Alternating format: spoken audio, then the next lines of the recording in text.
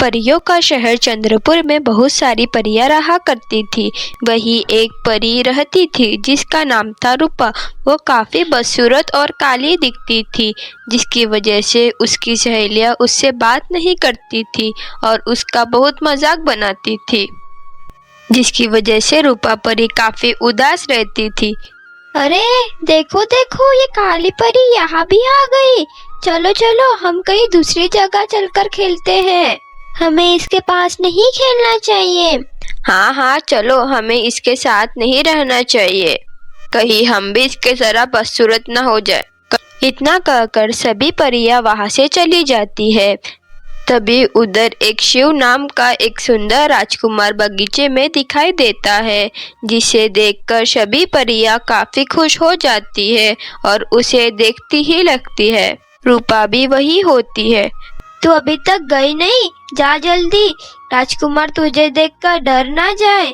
ये कहकर बाकी सारी परियां हंसने लगती है और रूपा के कालेपन का मजाक उड़ाने लगती है, जिसके वजह से रूपा बहुत ज़्यादा दुखी हो जाती है और घर आकर रूपा खूब रोती है और अपने कालेपन के लिए अपने माँ को कोसती है और अपनी माँ के तस्वीर के आगे आकर बोलती है, माँ तुम तो इतनी खूबसूरत हो, फिर तुमने मुझे इतना काला क्यों बनाया?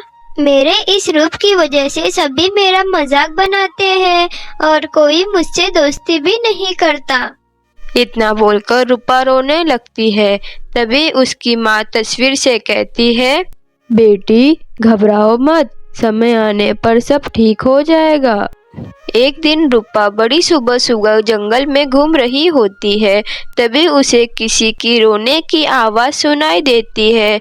जब वो उस आवाज़ के पास जाती है तो वह देखती है कि पत्थर की बनी जादूगरनी में से आवाज़ आ रही है। वो उसके पास जाती है और बोलती है, आप रो क्यों रही हो?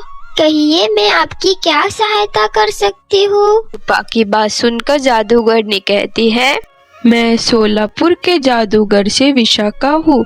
मैं इस जंगल में रास्ता भटक गई थी और अत्यधिक भूख लगने के कारण मैंने इस जंगल के जादुई चुड़ैल के पेड़ से एक फल खा लिया था, जिसकी वजह से चुड़ैल ने मुझे गुस्से में आकर पत्थर में कैद कर दिया। ये तो बहुत बुरा हुआ। इसे छुटकारा पाने का कोई तरीका नहीं है क्या? आप बताइए, मैं आपकी क्या सहायता कर सकती हूँ? जादूगरनी बोलती है, अगर कोई सच्ची और नेक परी गंगाजल लाकर मेरे ऊपर डाल दे तो मैं इस कैद से आजाद हो जाऊंगी।